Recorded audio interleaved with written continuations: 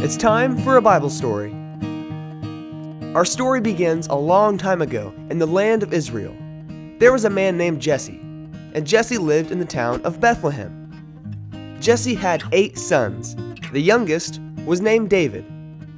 David's job was to watch his father's sheep, and boy were they smelly. David's 7 older brothers were far away in the battlefield, but David was back home in Bethlehem, watching the smelly sheep.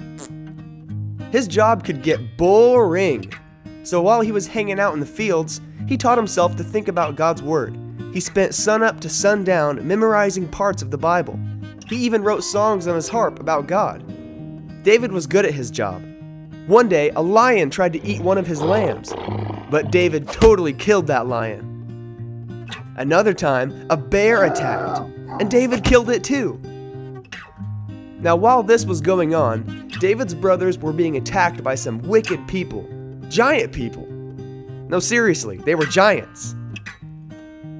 Leading them was a huge jerk named Goliath.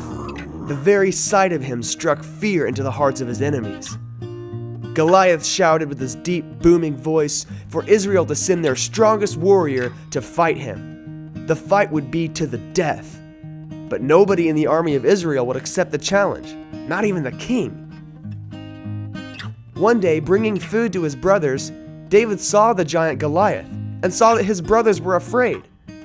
David said, "I killed a lion and a bear, and this giant who doesn't have a covenant with God will be just like one of them, because he has cursed the armies of the living God." David went and chose 5 smooth stones from a brook.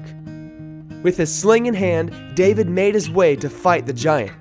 Goliath laughed. "You send a boy? I will feed your body to the birds of the air and the wild animals." David boldly answered back, "I come to you in the name of the Lord, the God of the armies of Israel, whom you have cursed. Today I will give the bodies of your whole army to the birds of the air and the beasts of the field." And that's exactly what David did. David ran at the giant and sent a stone through the air, striking Goliath and sinking into his forehead. The giant fell to the ground.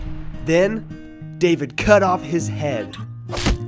When the giant's army saw what happened to their leader, they all ran away like tiny little girls. That day, the boy David stood in victory over Goliath. The end.